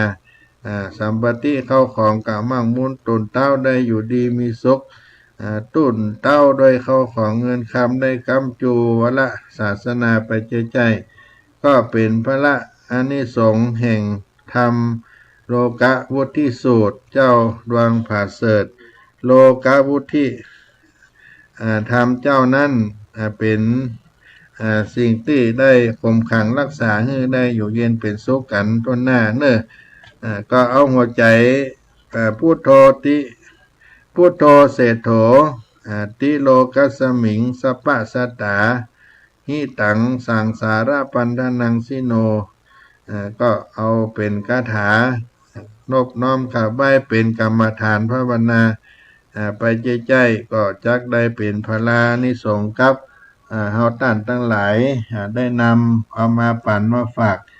พี่น้องศรัทธาสาธุชนทั้งหลายในโลกาวุธิสูตรโลกาวุธิสูตรทำอันดวงอันประเสริฐชีวิตคนเฮาจะสมบูรณ์แบบมีชีวิตที่สมบูรณ์แบบในมุมมองของแต่ละคนนั้นก็จะมีความหมายที่แตกต่างกันไปบางคนก็คิดว่าความสุขจากทรัพย์ความสุขจากทรัพย์ที่เฮามีก็คือความสุขที่ทำให้ชีวิตสมบูรณ์แบบบางคนก็คิดว่าชีวิตที่เต็มไปด้วยความเสียสละนั้นคือความสมบูรณ์แบบในชีวิตความสุขในชีวิตและก็บางคนก็คิดว่าความสำเร็จในหน้าที่การงานก็คือความสุขที่มีชีวิตที่สมบูรณ์ในโลกาวุธิสูตรหรือวัฏฏิสูตรนี้เป็นพระสูตรที่ว่าด้วยความเจริญรุ่งเรืองของโลกความเจริญของผู้ครองเรือนถ้าเฮาอยาก เพราะว่าการที่เฮาเกิดมาแล้วในชาตินี้คุ้มค่าหรือไม่สำเร็จหรือไม่สามารถได้นำเอาวุฒิสูตรเป็นตัวชี้วัดได้เลยมีทั้งหมดในวุฒิสูตรทั้ง10ประการท่านก็แบ่งไว้เป็น2อย่างก็คือเกิดมาคุ้มประกอบไปด้วยโลกียะทรัพย์5ประการและอริยทรัพย์5ประการถ้ามีครบทั้ง10ข้อนี้ก็คุ้มค่าในชีวิต 100%การเจริญด้วยโลกียทรัพย์5ประการถ้าอยู่ในช่วงที่บุญส่งผลก็จะทำให้เราเจริญด้วยสิ่งเหล่านี้ก็คือเจริญด้วยนาด้วยสวนด้วยให้ก็คืออหิงสาริมทรัพย์ทรัพย์สินที่เคลื่อนไหวบ่ได้ตั้งหลายเช่นตึกรามบ้านช่องที่ดินที่บ้านที่เราได้ครอบครองเหล่านี้เป็นต้น2เจริญด้วยทรัพย์ข้าวเปลือกหมายถึงสังหาริมทรัพย์ทั้งหลายเป็นทรัพย์ที่เคลื่อนที่ได้เป็นต้นว่าเงินทองของทรัพย์ของเฮาเป็นเงินสดเงินฝากเป็นหุ้นที่เฮาถืออยู่เครื่องประดับมีค่านาตั้งหลายที่เฮามีไว้ครอบครองเป็นต้น3เจริญด้วยบุตรและภรรยาก็มีครอบครัวดี4เจริญด้วยลูกน้องบริวารในสมัยพุทธกาลใช้คำว่าทาสกรรมกรและคนใช้ในปัจจุบันก็คือลูกน้องพรรคพวกบริวารที่ดีมีความสามารถช่วยงานเฮาได้ดีอันที่5เจริญด้วยทรัพย์สี่ตีนจ้างม้าแปะแกะงัวควายทั้งหลายในปัจจุบันนี้ก็มียานพาหนะรถยนต์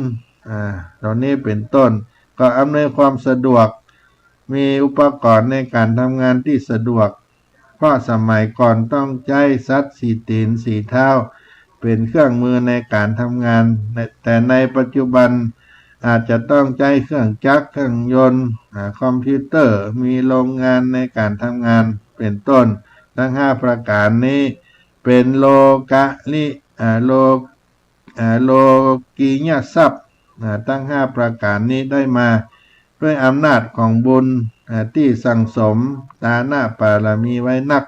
พร้อมด้วยความเป็นผู้ที่มีหัวใจเศรษฐีทั้ง4ประการก็คืออุอากาสะอุฐานะสัมปตาอุฐานะสัมปตาแปลว่าขยันทำงานอุทานะสัมปทานะความขยันทำงานหาทรัพย์2อาราคะสัมปทานะคือรู้จักรักษาทรัพย์3กัลยาณมิตรามีเพื่อนดีมีเครือข่ายคนดี4สมะชีวิตาใจทรัพย์พอสมตัวสมเนื้อสมตัวของเฮาในสมัยโบราณเพิ่นจะทำบุญที่เป็นมงคลขึ้นเฮือนใหม่บ้านใหม่เปิดร้านใหม่สถานที่ราชการงานที่เฮาสร้างใหม่ได้แปลงใหม่อย่างที่เป็นสิ่งที่เฮาทำขึ้นมาใหม่เหล่านี้ก็จะนิมนต์พระสงฆ์ไปประกอบพิธีทางพระพุทธศาสนาพระสงฆ์เปิ้นก็จะฮื้อหัวใจเศรษฐีอุอากาสะอุฐานะสัมปทาอลกะสัมปทานกัลยาณมิตราสามาชีวิตาอุอากาสะก็เป็นคาถาที่ฮื้อโยมได้ท่องขึ้นใจญาติโยมก็ว่าเป็นหัวใจรู้สึกว่าเป็นสิ่งที่เป็นมงคลพระสงฆ์เพิ่นก็จะลงเป็นอักขระเป็นยันเอาไว้ในสถานที่อาคารเพื่อเป็นสิ่งที่รำลึกอันที่จริงแล้วสิ่งที่ทำว่าเป็นมงคลเป็นคาถานั้นก็ย่อมาจากอุฐานะสัมปทานคือขยันทำงานหาทรัพย์ ถ้าเฮาบ่ขยันทำการทำงานก็ทรัพย์สินก็บ่มีมาเป็นต้นก็เป็นหัวใจเศรษฐีข้อที่หนึ่งข้อนี้คนต่อไปก็จะฮู้กันอยู่แต่นึกว่ามีแต่ข้อเดียวข้อไหนที่ขยันทำงานแล้วคนไหนที่ มันการมันงานขยันทำงานหันว่ายังบ่รวยก็ให้ไปตรวจดูว่าอีก3ข้อที่เหลือนั้นเฮาสมบูรณ์หรือไม่อุอากาสะ2ก็ย่อมาจากอาราคะสัมปทานะคือการรู้จักรักษาทรัพย์ข้อที่2ท่านบอกว่าหาได้เท่าใดก็ต้องรู้จักเก็บรักษาแล้วจะสามารถสร้างเนื้อสร้างตัวได้เป็นเศรษฐีก็ได้อันที่3ก็กัลยาณมิตรกัลยาณมิตรตาคือมีเพื่อนมิตรแก้วสหายที่ดีมีเครือข่ายคนดีถ้าเฮาคบเพื่อนคนอย่างใดก็จะเป็นอย่างนั้นอย่างที่โบราณเพิ่นว่าคบคนพาลพาลาแล้วก็พาไปหาพิษคบคนพาลพาไปหาพิษคบบัณฑิต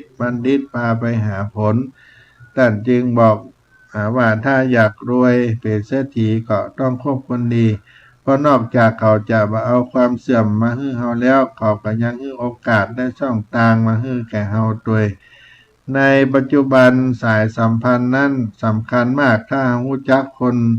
นั้นคนนี้นักถึงคราวจะทำกิจธุรกิจอย่างต่างๆจวนมาร่วมหุ้นลงทุนด้วยกันว่าสายสัมพันธ์นั้นเมื่อตีราคาแล้วเงิน10 ล้าน100 ล้านก็ยังซื้อบ่ได้เลยฉะนั้นการที่มีเครือข่ายมิตรแก้วสหายคนดีเป็นเพื่อนที่ดีคบค้าสมาคมกับเฮาก็จะเกื้อกูลซึ่งกันและกันเป็นอย่างมากอันนี้เป็นสิ่งที่ทำให้เฮาได้ประกอบด้วยความเจริญความรุ่งเรืองเครือข่ายคนดีช่วยเหลือกันสามารถตั้งรักตั้งฐานได้โดยที่ประสูญเปล่าและก็จะประสบความสำเร็จในชีวิตของเฮาในการที่เราจะได้เริ่มต้นสิ่งทั้งหลายเหล่านี้และอันที่2การเจริญด้วยอริยทรัพย์5ประการการสร้างบุญใหม่ให้กับเฮาถ้าเฮาใจแต่บุญเก่าโดยบ่สร้างบุญใหม่เมื่อบุญหมดก็แย่เมื่อบุญหมดก็แย่ฉะนั้นถ้าเฮามีบุญเก่าดีแล้วกับลังที่เฮาจะสร้างบุญใหม่ก็ย่อมง่ายดังนั้นต้องเอาบุญต่อบุญใจจังหวะโอกาสมาถึงเฮานั้นสร้างบุญใหม่จะสร้างบุญใหม่ได้ก็ต้องมี5ประการก็คือเจริญด้วยศรัทธาเจริญด้วยศีลเจริญด้วยสุตตะแปลว่าความรู้ซึ่งมาจากการฟังสุตตะแปลว่าฟังเมื่อเราได้ฟังธรรมจากครูบาอาจารย์จากพระเจ้าพระสงฆ์ที่เพิ่นได้มาถ่ายทอดเราฟังทางสถานีวิทยุทาง YouTube ทางไลฟ์ทาง Facebook ทั้งหลายก็ดีและอันที่4นั้นจาคะเจริญด้วยจาคะรู้จักเสียสละบริจาคการให้ทานอันที่5จำเริญด้วยปัญญาตั้ง5ข้อนี้ก็คืออริยทรัพย์ที่ตัวคนที่มีศรัทธา จะเป็นตัวเริ่มต้นต้องมีศรัทธาถ้าบ่มีบุญอย่างอื่นก็จะบ่เกิดมันต้องมีศรัทธาก่อนแล้วก็บุญก็จะเกิดขึ้นรักษาศีลนั่งสมาธิถ้าบ่มีศรัทธาแม้ถ้าบ่มีศรัทธาแล้วแม้แต่บาทเดียวก็บ่อยากให้แต่ถ้ามีศรัทธาแล้วก็ถึงไหนถึงกันศรัทธาคือความเชื่อมั่นความเลื่อมใส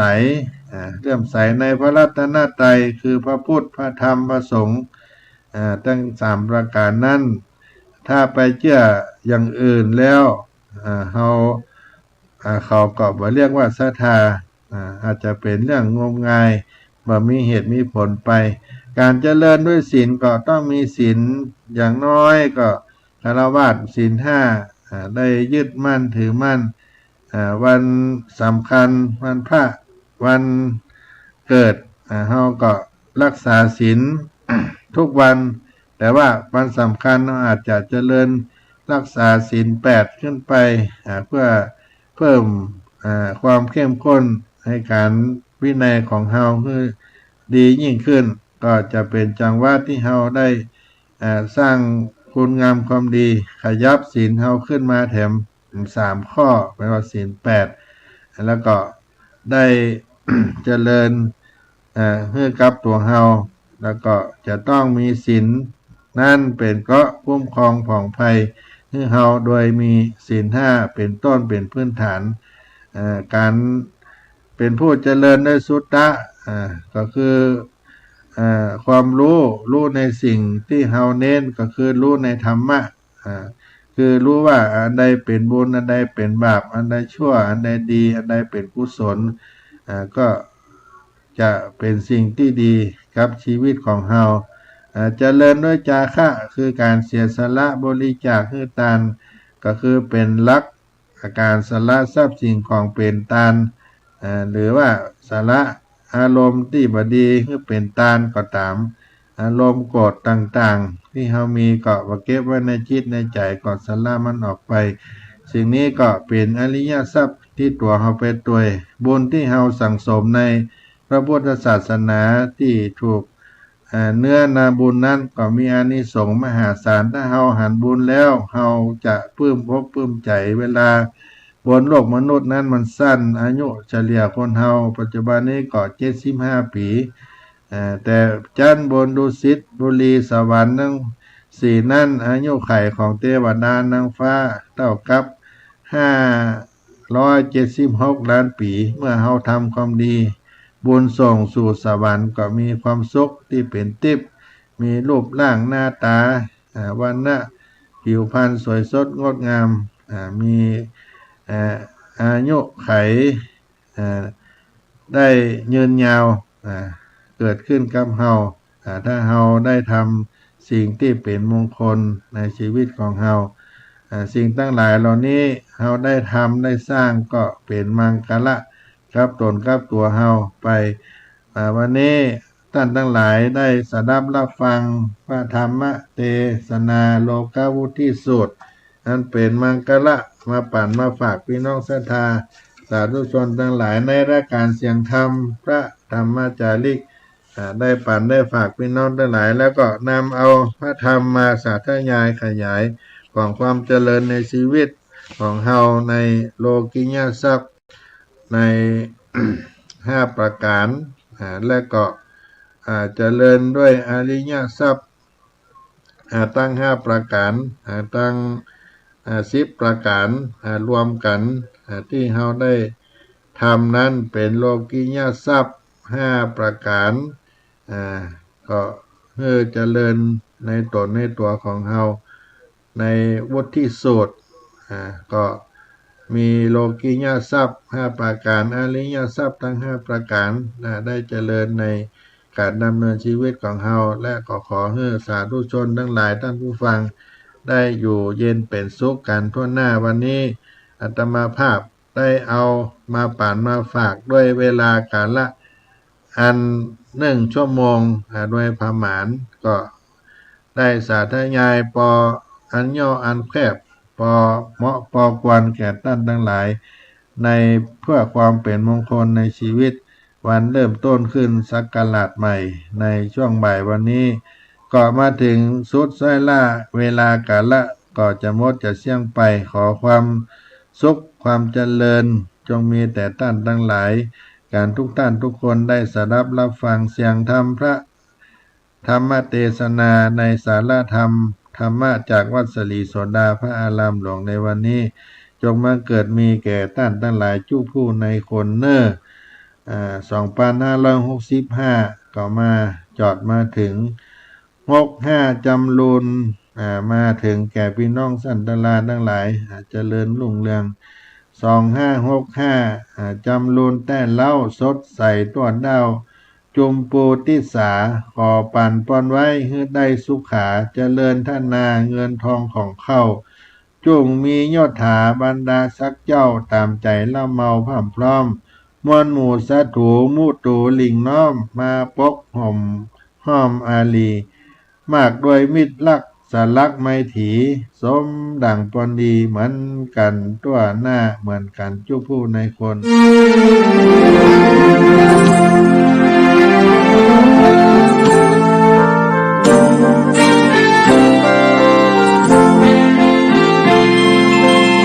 ดินแดนถิ่นดงธุรกันดารมีนามเรียกขานของสิทธิพระตถาคตผู้ออกเผยแผ่ธรรมะแก่ผู้ระชนมิให้มองมนปลดทุกข์ด้วยทางธรรมธรรมจา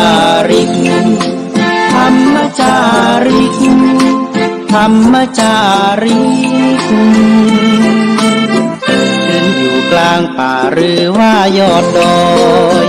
ท่านไม่เคยถอยเฝ้าคอยชี้นำให้ใช้ธรรมะขององค์พระพุทธธรรมให้ใจสุขล้ำน้อมนำทำกรรมดีธรรมจาริกธรรมจาริกธรรมจาริก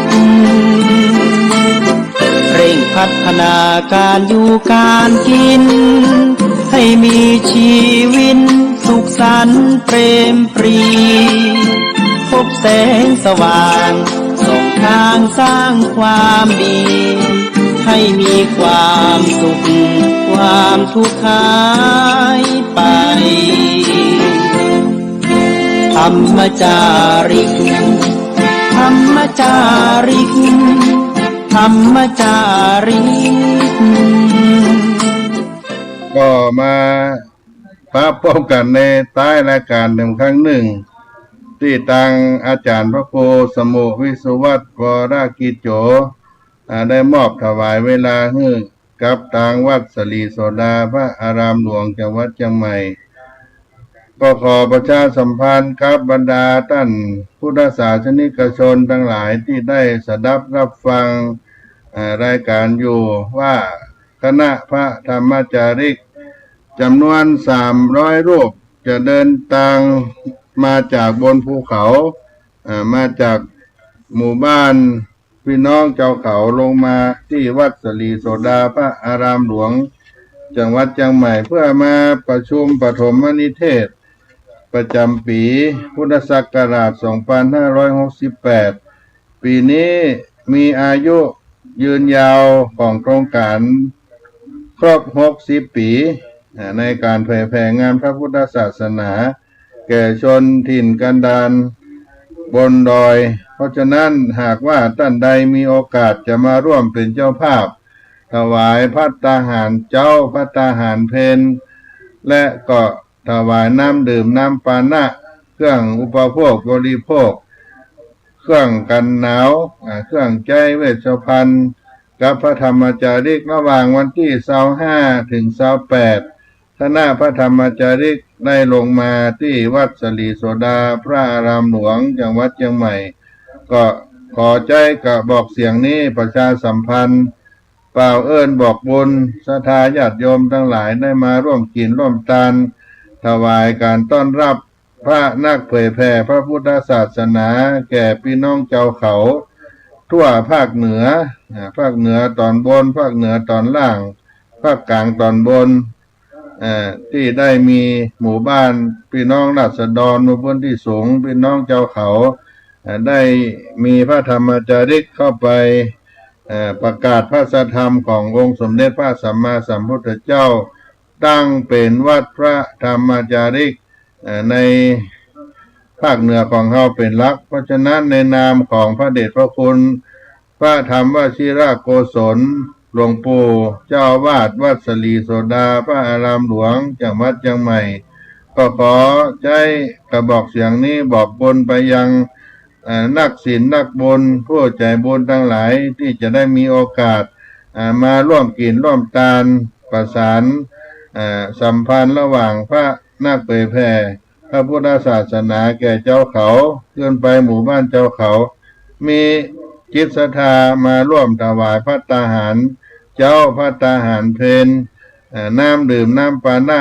ระหว่างวันที่25ถึง28มกราคมพุทธศักราช2568วันพุธวันฮือที่มาถึงนี้ก็ขออนุโมทนาไว้กับญาติโยมทั้งหลายเพราะการถวายทานภัตตาหารถวายจตุปัจจัยเครื่องใจอุปโภคบริโภคก็จะทำให้เราเป็นผู้ถึงพร้อมด้วยอายุเป็นผู้ถึงพร้อมด้วยวรรณะเป็นผู้ที่ให้คนทั้งหลายเคารพรักด้วยบุญที่เราได้ทำเป็นผู้ถึงพร้อมด้วยความสุขทั้งกายทั้งใจอยู่เป็นเนืองนิดมีพละกำลังที่จะได้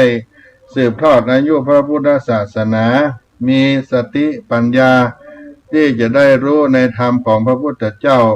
และเป็นที่รักของคนและเทวดาทั้งหลายมี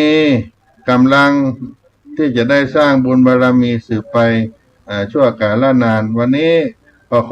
ขอบพระคุณท่านอาจารย์พระครูสมุวิสุวัฒน์วรกิจโจได้เพิ่มเวลามาให้แถม1 ชั่วโมงกับการมาพบปะกับศรัทธาญาติโยมทั้งหลายขอความสุขสดดีจงมีแก่ท่านผู้ฟังเจ้าผู้ในคน